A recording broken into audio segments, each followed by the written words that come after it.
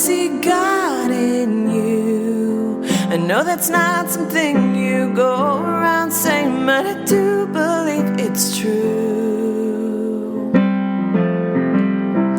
I see God in you. I want to say I finally found my faith in the light that shines in you. That's what I see. And I see God in you.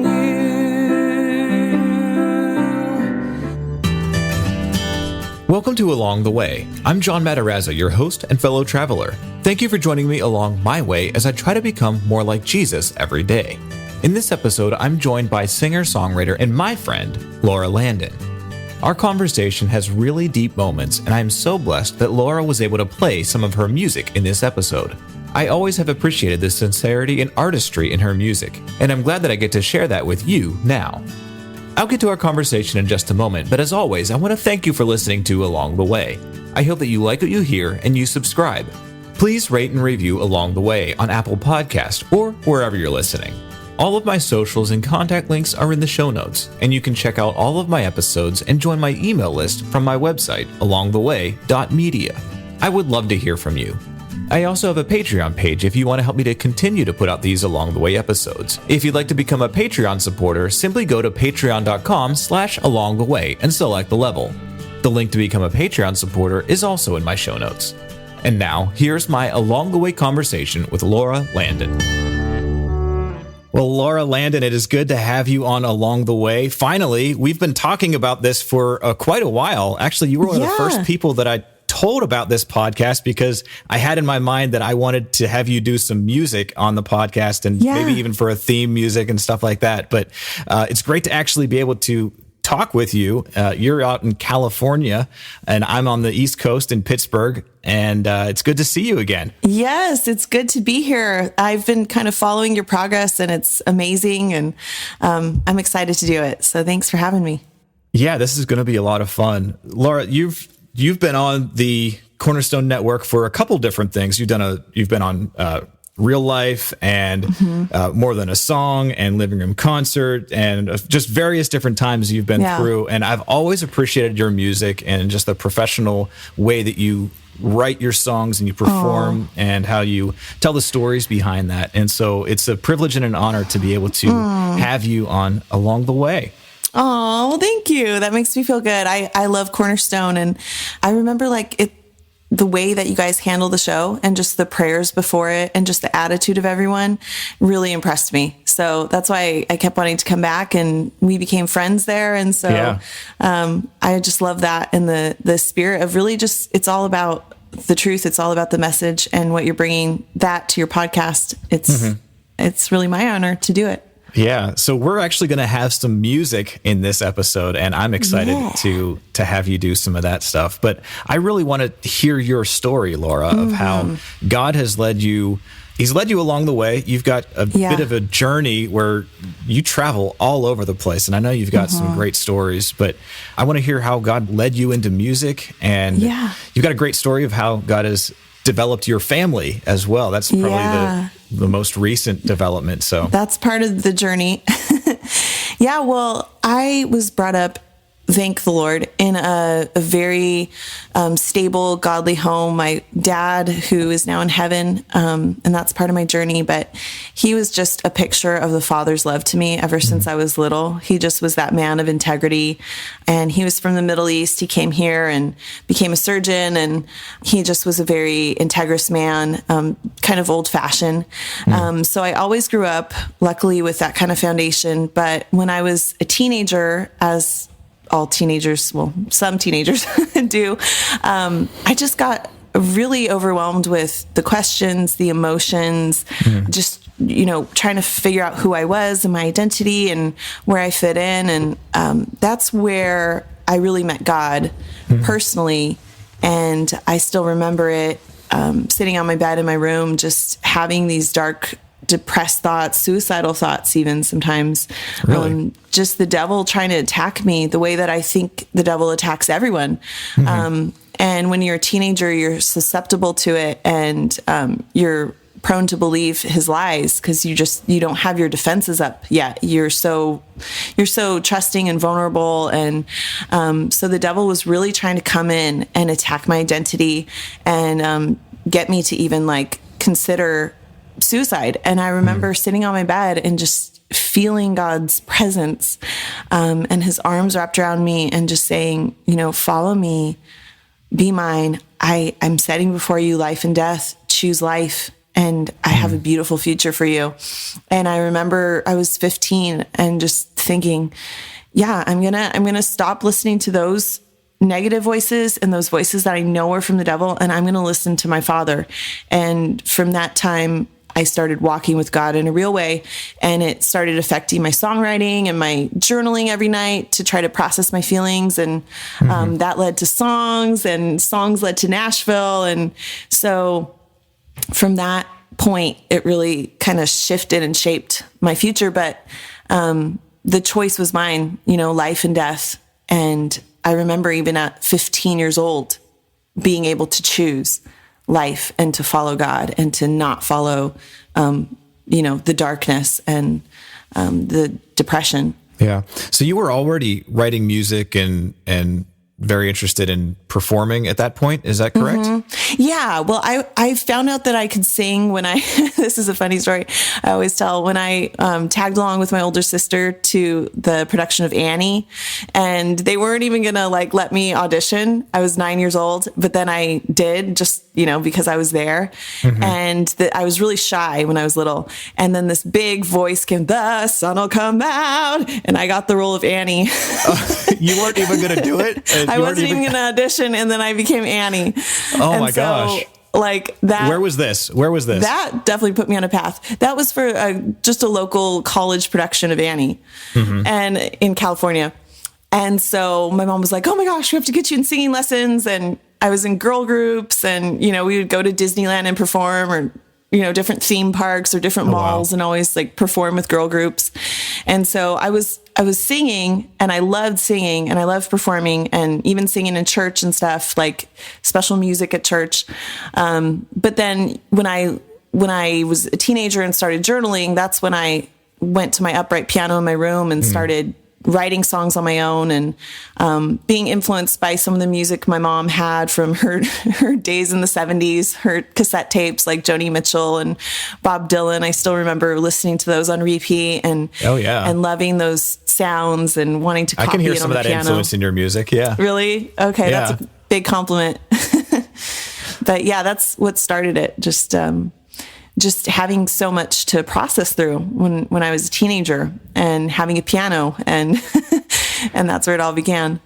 Yeah, music and journaling definitely go hand in hand. I know there's sometimes where I play the guitar, and there's sometimes, and a little bit of the piano too, but there's sometimes where I don't even know what it is that I'm feeling, and I can't put those thoughts into words, even in my own brain. And so journaling at that point doesn't even help. I try, but it doesn't help at that point.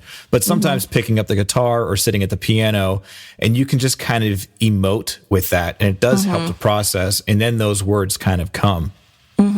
And so that's really cool that you were able to identify that as a teenager. I know for me, I was spending, whenever I first learned guitar, I was probably spending about 4 hours a day playing the guitar. But that was my time with Jesus. And that time with Jesus was so precious to me. I kind of long for those days again, where I could dedicate that much time and just lock myself in the room. So tell me about some of those times where you just felt the Lord was so close as you were in those moments of processing on the piano. Yeah, well, that's actually a good segue into this first song I wanted to share. It's called I Believe. And I remember even after I moved to Nashville to pursue songwriting, and I already had this relationship with God, I was still having those, when you're in college and you're questioning everything, and, you're like, what do I really believe about all these different things? And I remember sitting in the practice rooms, like you were saying, every night I would spend hours just alone with the piano. And that was my time with God. And I was questioning because I think new ideas were being brought to me about different beliefs, and the question of how could a God you've never seen come to earth, first of all, through a virgin, and then live a sinless life, and then somehow pay for your sins by dying on a cross. Like, that doesn't really make any sense. If you're just looking at it from a skeptical point of view. Sure. And so I was thinking, yeah, that's right. How does that make sense? How could some man's blood pay for my sins? And that is a miracle. That's a miracle of salvation, and I believe it to be true. But I remember sitting at the piano, and this song kind of just came out in like a couple minutes, and it was just God saying, open your mouth and open your mind and declare that you believe, and I will fill you with the faith to back that up, and I will fill you with the knowledge to back that up. And so I wrote this song, and I still love it to this day, and I'd like to share it now. It's called I Believe. All right.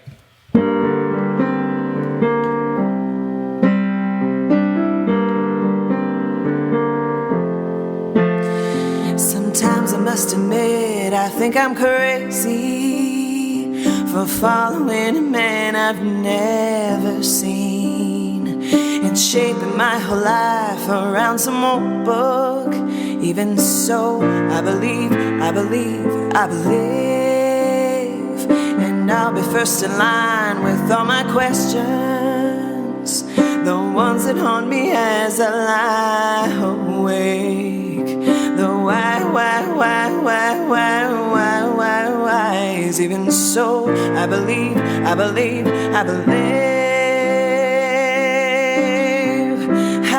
you are with me now. I believe you are proud that I'm questioning, seeking, and believing. I believe you can hear me now. I believe you are proud that I'm hoping, trusting, and believing. And I don't see how God in flesh appearing could save all of mankind from their own sin. I didn't see you come to earth to save me. Even so, I believe you did. I believe you are with me now. I believe you are proud that I'm questioning, seeking, and believing. I believe you can hear me now. I believe you are proud that I'm hoping, trusting, and believing.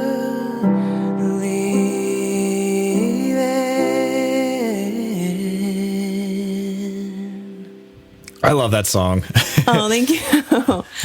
You've done that a few times with us for different concerts, and it really does do a good job of taking us to that place where you're really declaring that belief. And sometimes we do need to just take that step of faith and say, I don't know why I believe, but I'm going to believe anyway. Yeah, and it goes hand in hand, because I don't want to be somebody who is all about just blind faith, because there is evidence. There's evidence of Jesus. There's apologetics, which I really got into later.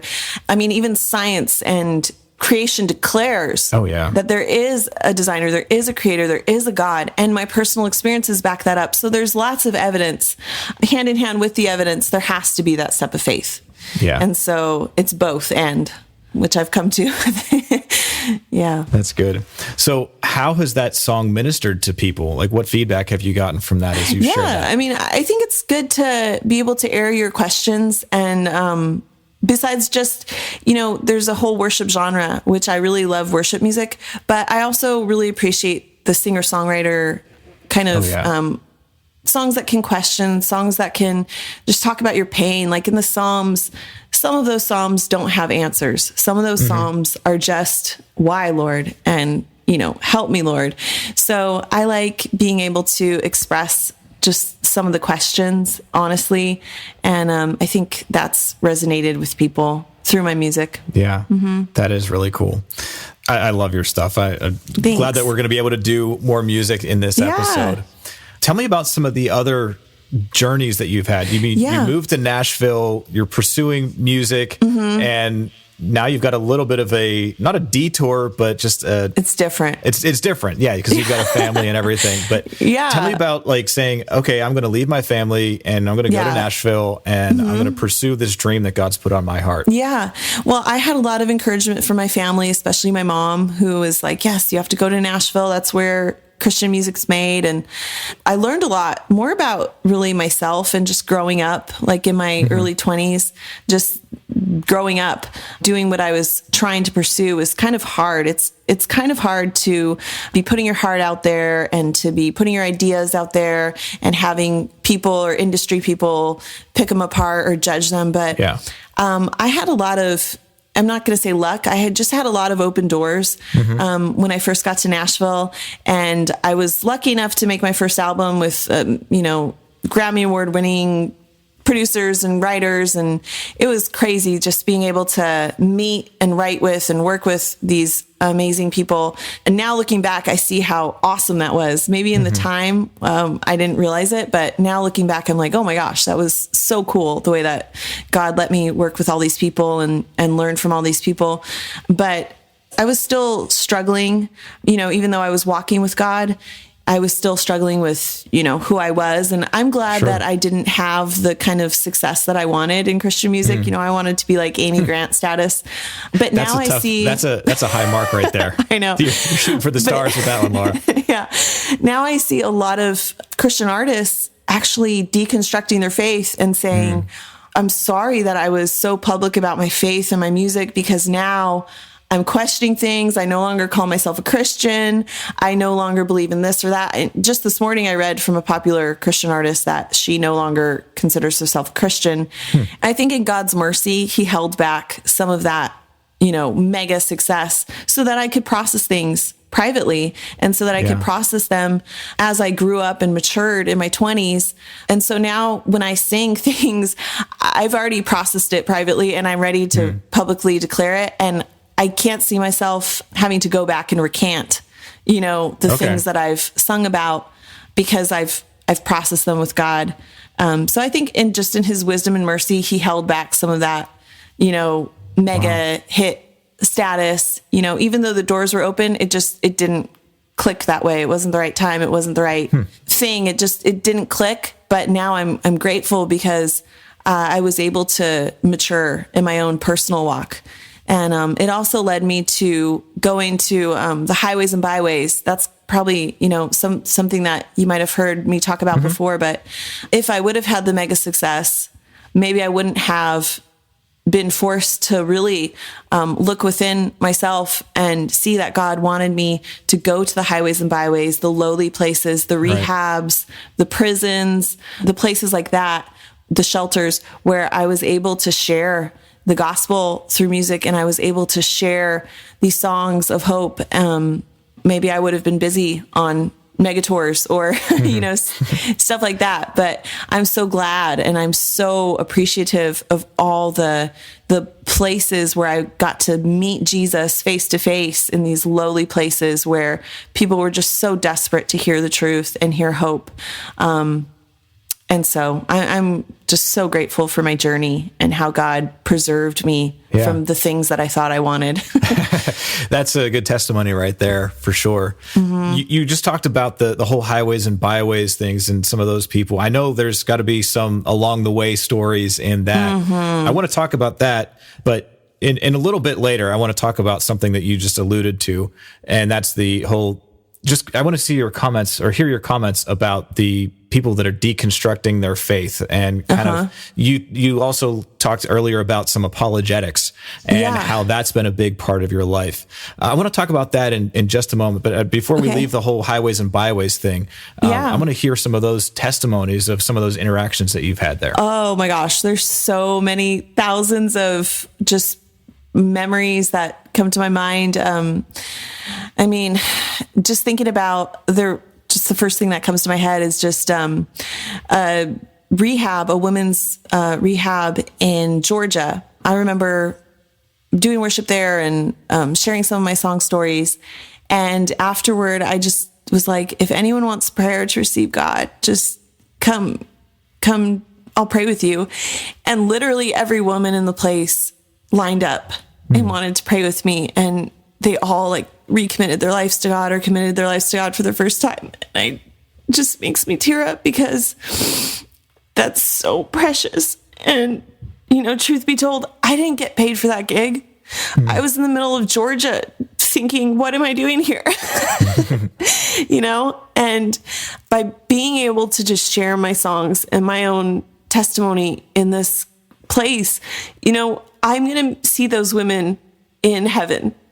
And we're going to have that moment together where they say, you know, thank you for coming.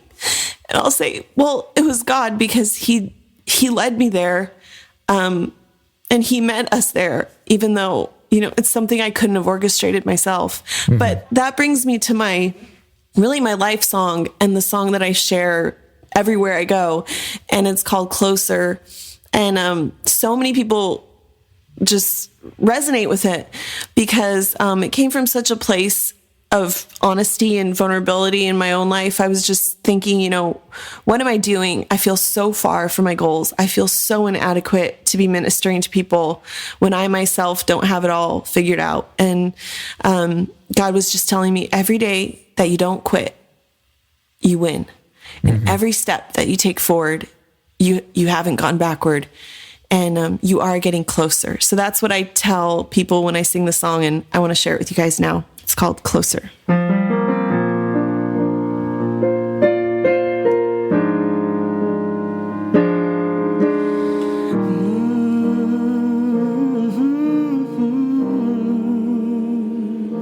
I spent so many years on the verge of giving up, wondering if the steps I took would ever lead me far enough.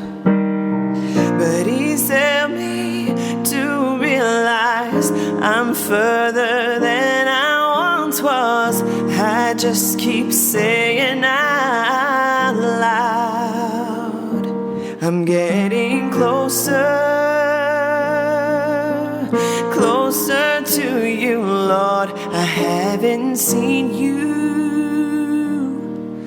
but I know you more. I keep on walking,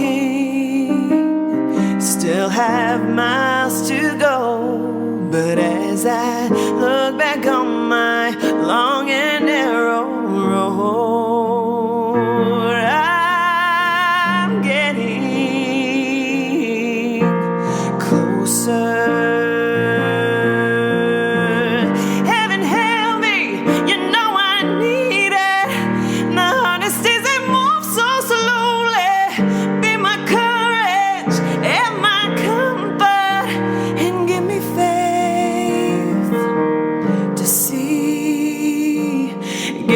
Faith to see,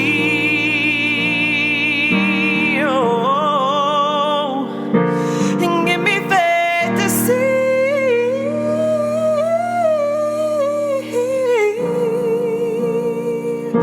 I'm getting closer. I said I keep on walking. I still have miles to go, but as I look back on my long and narrow road, I'm getting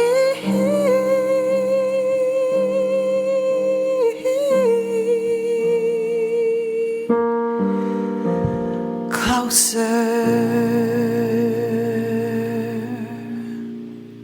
Amen. I love that line as I look back on that long and narrow or long and winding road. Yeah. Getting closer. Yeah. You know, that's something that we all are striving for. We're all trying to get closer to God. We're all trying to get closer to his purpose and destiny for us. And that really does fit with this whole theme of Along the Way. So that really ministers to my heart. So thank you for that. Oh, good. I'm glad. Yeah. Before we talked about this, the highways and the byways, I made mention that I wanted to ask about, just for your comments about apologetics and kind of what's going on with all these people saying I'm deconstructing my faith. I know. And so it's kind of a strange thing right now.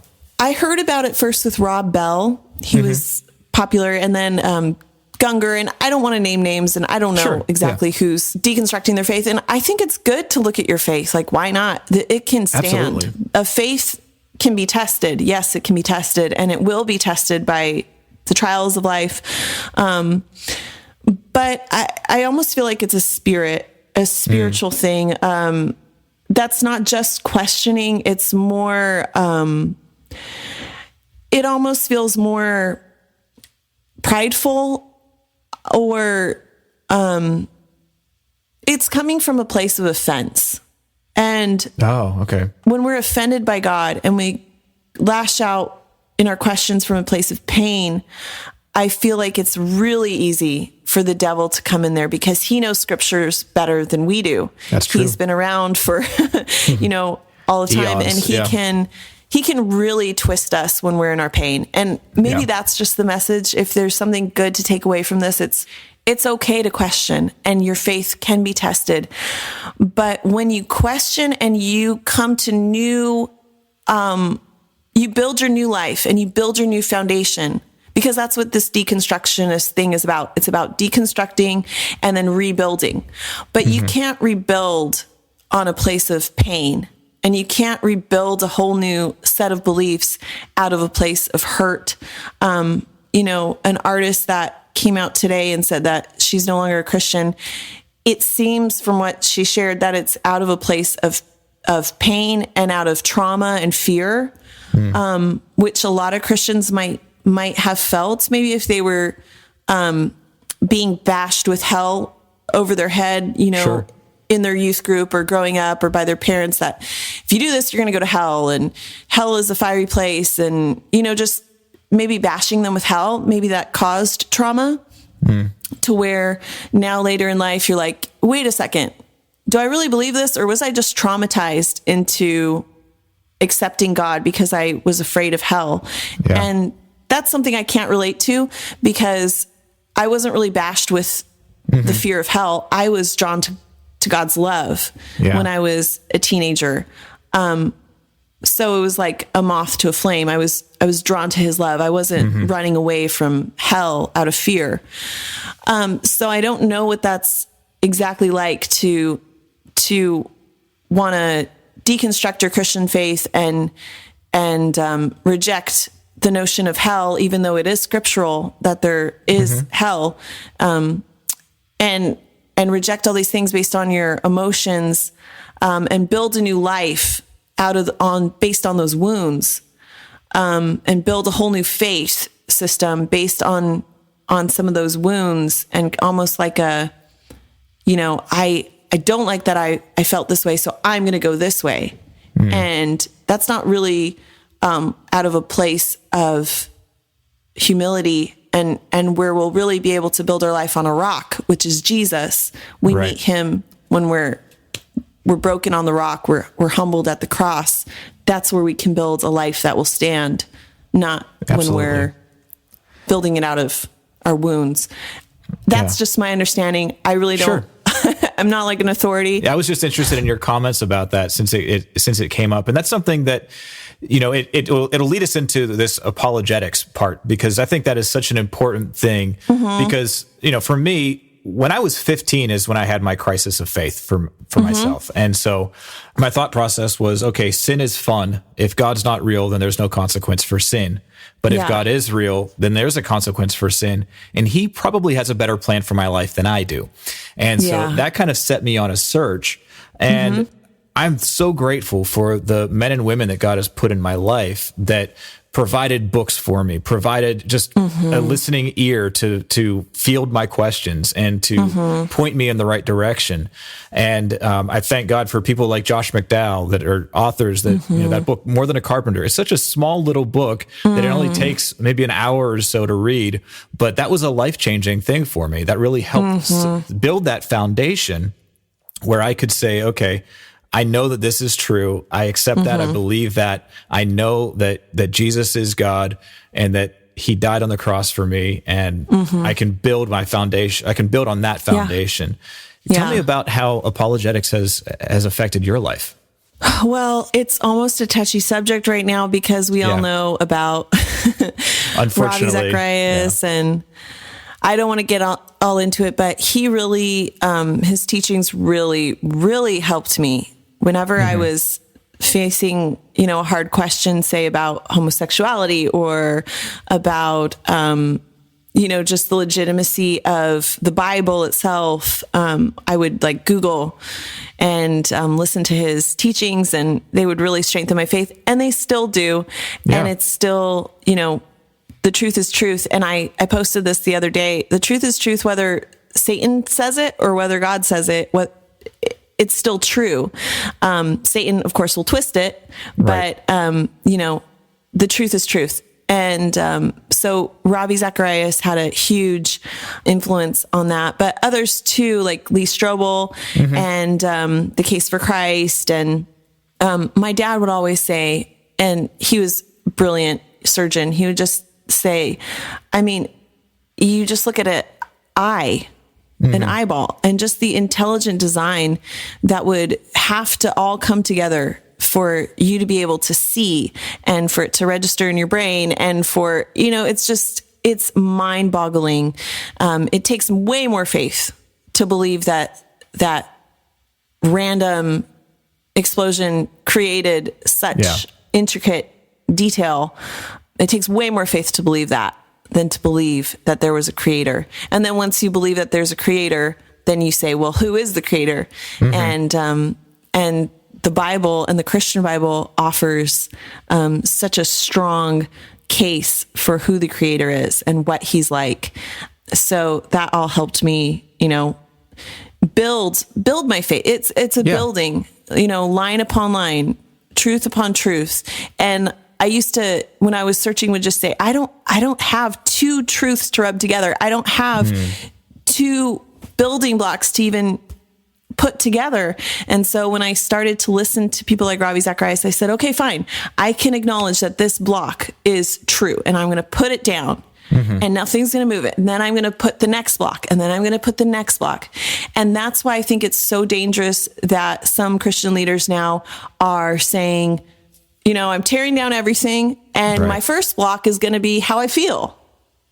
My second block is going to be how I was traumatized by hell growing up. And my third blocks, and it's just like your building blocks are not substantial. Yeah. They're not universally true. They're just true to you. And so it's not really going to hold. So, and a worldview that you're relying on things that are true to you is not going to stand outside of your own brain, outside of your own perspective. Yeah. And you're building that crooked house. You're not only is your foundation not solid, your foundation is on the sand, you're also building with sand, and so that's not going to, if you don't have a good foundation, you're not going to be able to go anywhere from there. And especially if you're, so that's really interesting. Not to judge anyone, just more out of compassion. I know you're hurt, but this is not going to help anything or anyone by this kind of thinking. And I think it needs to be called out that this thinking, there is right and wrong. And this thinking is wrong. It's honestly wrong. You can be sincere and be sincerely wrong. And I'm sorry to say it, but this is wrong. And we have to reason together until we can both come to a truth that will stand. That is a rock. Yeah. And as we were just talking about Ravi Zacharias, I just want to say that those things that he did that it has come out, we can't say that those were acceptable or good. No. And what RZIM is doing to try to repair that, I appreciate the steps that they're taking, but I don't want to throw out the baby with the bathwater. Yeah. The things that Ravi has taught, the books that he has written, they still came from a place where he did have a good understanding of who God is and how to explain things. And so I don't want to throw the baby out with the bathwater. No. Yes, he did things. He is a sinner that is saved by grace. And as am just I. Like everyone. And unfortunately, his public platform made him a bigger target. And now that he's passed, we're finding out some things that are disturbing. It's really hard. I just look at the figures of the Bible, though, and not to justify anything that I would never justify that David stole a man's wife and then murdered him. I would never justify that. But do I still read the Psalms? Yeah. and know that God poured through this imperfect vessel, he definitely did. So the Bible is full of great men of faith and great men who love God, and even it says that David had a heart after God's own heart, who failed incredibly. And for us to cancel them, like this cancel culture, just to totally cancel them off the face of the, erase their memory, erase everything they ever did, I feel like that's not wise. I think that we are wise enough to discern what is wrong and what's right, and what will hold and what will reject. Yeah, absolutely. I appreciate taking a little bunny trail down there and talking about that, because it is something that's been on my brain recently. And this whole concept of people deconstructing their faith.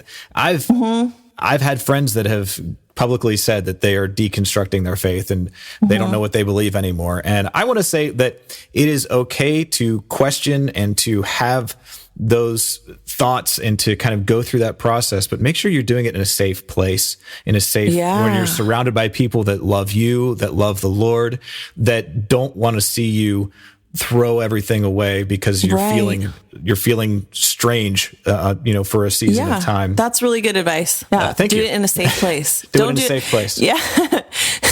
Don't test your sexual temptation at a strip club. That's also wisdom there. Yeah. Don't, you know what I mean? Don't question the dearest truths to you amongst people that might make it even harder for you to believe, rather than help you through it. Yeah, my pastor always says that when you get alone by yourself, you get weird. So surround yourself with people that care for you and love you. That's very good advice. So yeah, that's true. And you know what? It's nice to have this conversation because, like you were saying in my journey, I am a mom now, so I can't have these conversations with my almost 2-year-old. Yeah. So speaking of your almost 2-year-old, before that came a husband. How did God lead you and Isaac to come together? That's a really cool story, and it'll probably give a lot of people hope, because I was actually 32. I'm not afraid to say my age. I was 32 and he was 37, and we were both just desperately seeking God for a mate. And it just seems so impossible in this culture to find somebody who would be on the same wavelength and to be able to make it work. I had tried everything from kissing, dating goodbye totally, to dating, but trying to have, just healthy boundaries, to being engaged and having that fall through because I didn't feel peace about it. So I was really just like, God, I am totally at the end. I am in my 30s now. I had dreams of finding a husband and having a family. So I'm giving up. My dad went to heaven. I don't have a father to give me away. I need you to be my father. I want to go back to the traditional way, and you be my matchmaker. You find me a husband that's right for me, and I trust you. And when I finally got to that point and I was praying and fasting about it, I was listening to this lady online, which shows you podcasts do make a difference. So thank you, John, because somebody can be listening to a podcast and it can change their life. But she was talking about the Ishmael comes before the Isaac, and you'll have counterfeits before the promise, and don't get distracted by the Ishmael. You have to wait for God's promise and God's way, and that will be the Isaac. And then Isaac, my husband's name is Isaac, he messaged me on Facebook, and he actually worked for a ministry that I really admire and that really shaped my life. And he was just like, hey, I don't know what you're doing in this area, but I see that you're in town, and we have mutual friends, but we never met. Do you want to meet? And I was like, well, if you work for this ministry, I definitely would like to meet you because I love the ministry. So even if, we're just friends getting coffee, I still I think you'd be a good person to know. And so we got coffee, and little did I know, God was talking to him at the same time about reaching out to me. So 8 months later, we were married. Long story short. Later. Yeah. Yeah. Wow. Did he randomly send you a message on Facebook? Yeah. How did that happen? It was just I guess we were friends on Facebook because we had mutual friends. Sure. Christian circles are kind of small, we just had mutual friends. And if you're like, oh, this person has enough mutual friends, it's probably a safe bet. I can just connect with them. I'll just be their friend. And he probably thought I was cute. And so my advice to people is like, it's okay to go for some of the desires of your heart. Like if you feel somebody's cute, that's better than feeling they're not attractive.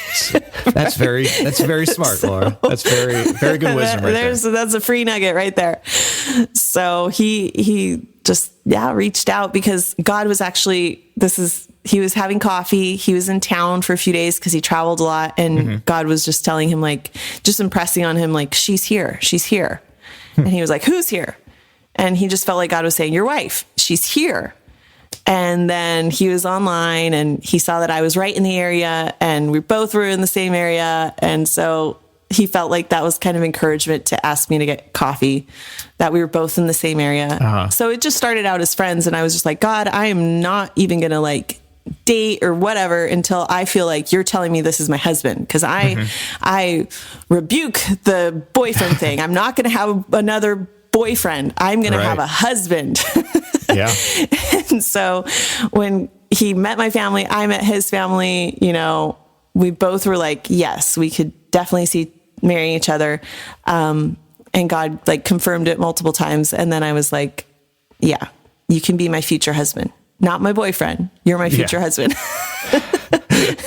So you you pretty much skipped a step. I said, I'm not doing boyfriend. What is that? That's like a modern invention, boyfriend. That's like, I almost feel like it's kind of a counterfeit husband, or it's a make-believe role in your life, boyfriend. It can be, for sure, yeah. If you idolize it that way. I believe in dating because I don't think it's wrong to like get to know people, and of course, healthy dating, not weird dating where you're going to, but like the boyfriend thing, to me, it just was like, I don't see that in the Bible. I see you're either betrothed or married or nothing, or friends. For me, it creates an intimacy that's hurt me before. To go down another rabbit trail. You just have an intimacy emotionally, and just, considering them at that kind of space filler in your life, like the husband role in your life, and they're not your husband yet.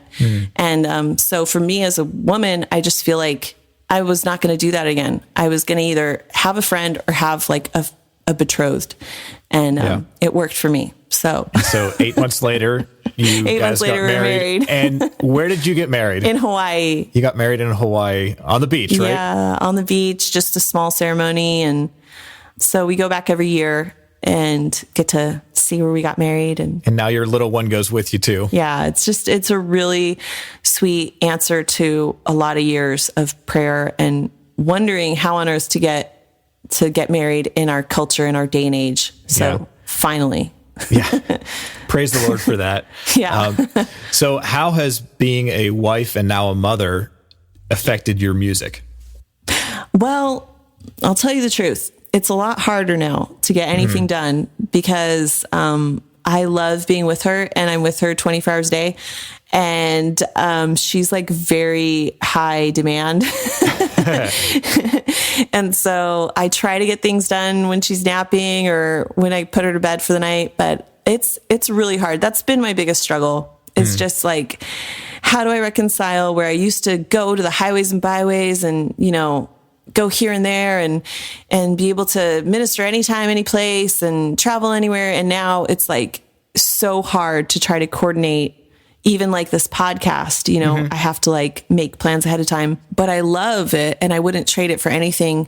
But it is like my newest challenge is just like figuring out how to keep a creative flame alive, figuring out how to even keep a relationship with God going. Yeah. When I have this full-time human life that I'm responsible for keeping alive. It's inspiring some songs because I read something the other day that really touched me. It said, God meets women where they are. Men might be able to do their like spirit journeys and go up to a mountain or the fast for 40 days to seek God. But women are like tied to the child, and they're tied to the to the homemaking and all that. And so God's always come down to meet them where they are, whether it's at the well doing her chores or at the tomb ready to do her work of embalming Jesus. God seems to always meet women right where they are. And so that's inspiring a new song even right now that I'm working on about God just meeting you right where you are, in the mess, in the chaos. He'll still speak to you. He'll still pour into you when you feel just totally tired and not very cool or creative or on fire at the moment. Yeah. Yeah. So you're working on a song with that right now. You don't have it. Yeah. It's not ready to share yet? It's not ready to share yet. Okay. But Do you have another song that you could share with us though? Yeah, I do. I would love to. I want to share a song that is called I See God in You. Now it's about my daughter, but it's been about so many people, and so many people have been able to dedicate it to somebody in their life who they've seen God in. So cool. It's called I See God in You.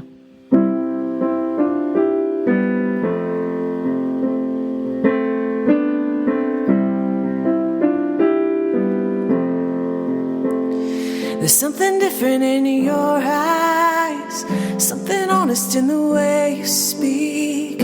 Every time you come around me, well, look at you and I feel at peace. The angels can't be very far, no. I love what I see in your heart, oh. I see God in you. I know that's not something you go around saying, but I do believe it's true. I see God in you. I wanna say I finally found my faith in the light that shines in you. That's what I see. And I see God in you. Well, God must have known just what I needed. Someone to show me His true love. I know better now who He really is. I've seen a glimpse in you. I see God in you. I know that's not something you go around saying, but I do believe it's true. And I see God in you. I wanna say I finally found my faith in the light that shines in you. That's what I see. And I see God in you. I see God in you.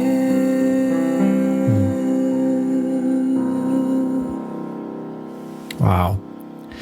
Laura, you said that before you played this song that you now see God in your daughter. Yeah. You see God in that. How has God revealed Himself in that way for you? Well, I've gotten a glimpse of His patience and His love.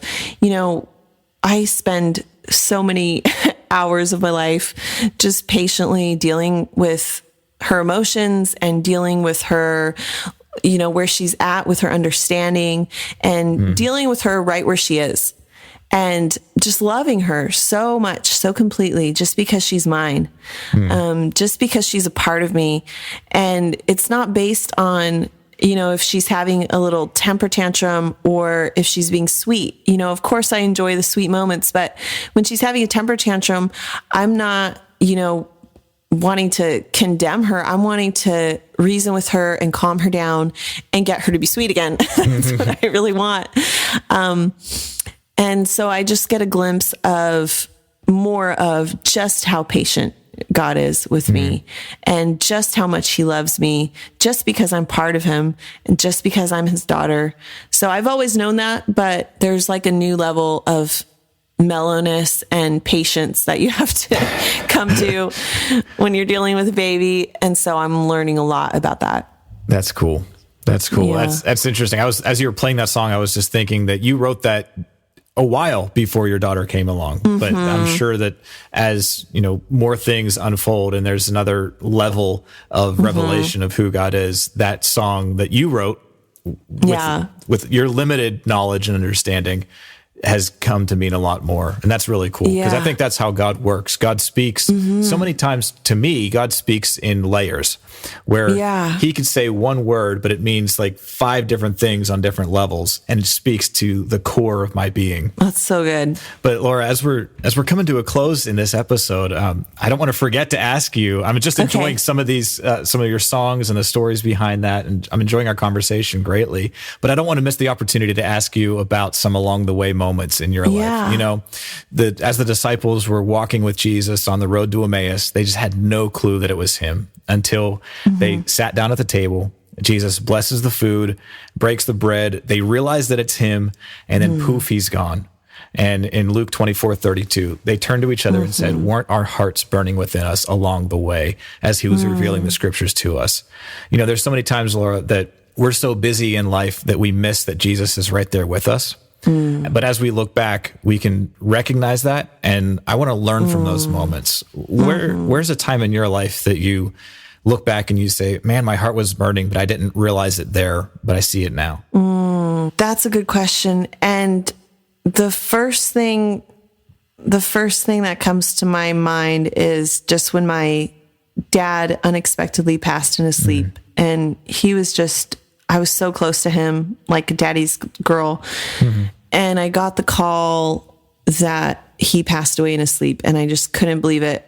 And I was just screaming in just disbelief. And I remember just being, going through the motions, getting through the funeral and the memorial and putting all that together. And when it was done and everything was settled, I felt that there's no way that I would have gotten through it if I didn't have just that love and that burning of Jesus. And, he was there grieving with me. He was there in the pain. God is there in the pain and never leaves us or forsakes us, whether we're experiencing beautiful things like marriage or we're experiencing really hard things like loss. But I feel like the veil between our reality in heaven was so thin at that time. And I think a lot of people who go through losing a loved one will tell you about how thin the veil between heaven and us is when we lose somebody and how close God is, just like a blanket. That's good. When you've lost somebody and you can feel him just burning in your heart, and that closest to heaven and our tie to eternity when somebody leaves this world. So I feel like he was really there during that whole hard process. Wow. There's some really deep descriptive phrases that you put in there that I'm going to have to process some of those things. And that was definitely stirring in my heart and causing my heart to burn as you were expressing about just how thin that veil is between here and eternity. Yeah. Sounds like a song. Yeah, it does. You should write that one. So my follow-up question for that is, if you could go back in time and visit little Laura somewhere along your timeline, and, it could be any time period of your life, what is it that you would tell yourself, and what's going on in your life that you would want to tell yourself that? Yeah. Well, I guess like looking at my daughter and looking back on my own little self, I would just like to tell my old self, and what I would tell my daughter is just, like you're saying, that fire in you, that burning, that it's almost like your conscience, your Holy Spirit, your guide. Listen to that and don't be swayed by what's current, by what's trending, by what you see other people doing. And I know that's hard, but just listen to that still small voice. Just listen to it, trust it, and learn it. Because it's going to guide you right every single time. And the times that I've listened to that fire in my heart, that little voice, I've never regretted it. So even when you're little, I think you can be sensitive to that and choose that. God gave us choice, and he always sets before us choice, even when we're little. And I would just tell myself, just follow that burning in your heart and you'll do the right thing. Do you have an age that you would like to visit your younger self at? Probably just during that like hard transition to being a teenager, like 13 and 14. I think kids that age need it because they're just very swayed. So yeah, I agree. There's definitely some young adults, I guess you should say that now. Sometimes that preteen area. Yeah. That I have some friends that they have kids in that age range, and I always try to make it a point to let them know that I really care for them, and that because I remember that time period, and it's a little bit tricky to navigate, and so to know that you're not alone during that is very, very encouraging.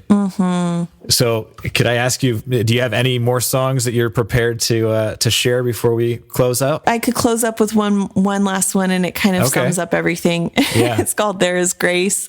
I wrote it right before my dad went to heaven, and then I realized why I wrote it. Those layers, like I realized that I needed God's grace. And so it's called There Is Grace.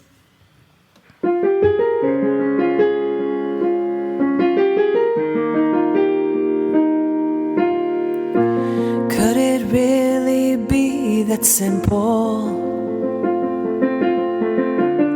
Well, you know how hard I try to measure up to what I think you're wanting. Earn the right to be the apple of your eye. The truth is there is nothing I could do to make you love me more. Nothing I could do to make you love me less. It always has been and always will be about the love you lavish on me, though undeserving, and bringing nothing. How sweet to find that there is grace.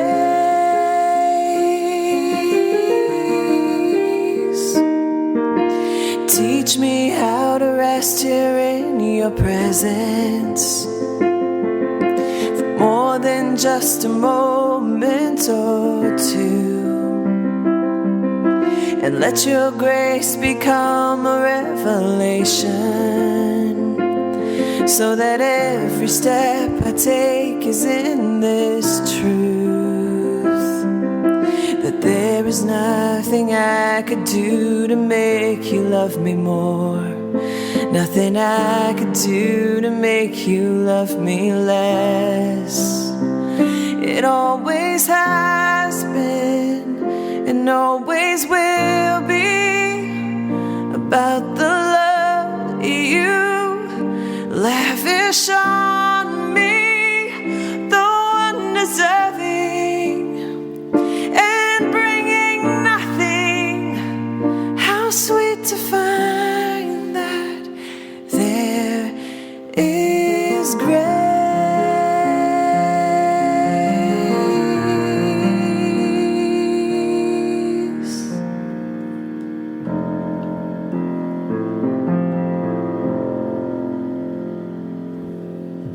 Wow. There is grace, and we need God's grace. Laura, yes. I love the pre-chorus. I think it's the pre-chorus where you sang, there's nothing that I could do that would make you love me less. There's nothing that I could do that would make you love me more. Yeah.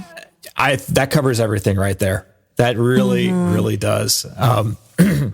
And because I think if you think that I'm not worthy of God's love, you address that. But then somebody like me, I normally kind of try to work my way into God's grace, and that doesn't work either. But God's grace covers it all. And that is so beautifully put. Could you just for a moment, would you just pray for somebody that is struggling with receiving God's grace? Yeah. Jesus, we know you're so near us, and that when people are often at their lowest, when they have no belief in themselves and no belief in you, God, that's where your heart is just moved with mercy. And God, I pray that they would feel your arms around them like I did when I was 15. And I pray that they would feel that blanket of love like I did when my father died, that even in their lowest, darkest moment, when they're possibly hating themselves or just hating the world and feeling betrayed, God, that you suffer with them and you sit in their sorrow with them, and you're there just to put your arms around them right now. God, I pray that they feel your arms around them, and they're just able to rest finally and take a breath and breathe in your grace, God. And I know that you're so willing to just meet them exactly where they are and sit with them and encourage them and love them and hold them. And God, I pray that they feel that right now, and that they would just say, Father, I accept your love. I receive your love. I want to be with you. I want to be with you now, and I want to be with you forever. And God, I just pray that for my brothers and sisters listening right now, that they would just receive your love, because that's all you ever wanted. Amen. Amen. Amen. Laura, thank you so much for spending some time with me. It's been great catching up with you, and to hear your songs again, not just on a recording, but to hear it live, even though you're on one coast, I'm on the other, and but it still was really cool to be able to do this. And so I want to thank you so much for allowing me to join you along your way. Thank you. I hope that you enjoyed my conversation with Lara Landon. If you want to know more about her, I'll be providing her links in the show notes. Thank you for listening to Along the Way. If you've enjoyed joining me along my way, please share this with a friend who you think will be encouraged by this podcast. Also, please rate and review Along the Way on iTunes. That helps more people discover Along the Way. And subscribe to this podcast wherever you're listening. You can follow me on Facebook, Instagram, and at my website, alongtheway.media. I hope that you've enjoyed this part of my journey, and may you realize when Jesus is walking with you along your way. Along the Way is honored to be part of the Charisma Podcast Network. You can find tons of spirit-filled content from their vast catalog of podcasts, including my Monday through Friday news stories on the Charisma News Podcast. Go to cpnshows.com to see the full list and latest episodes.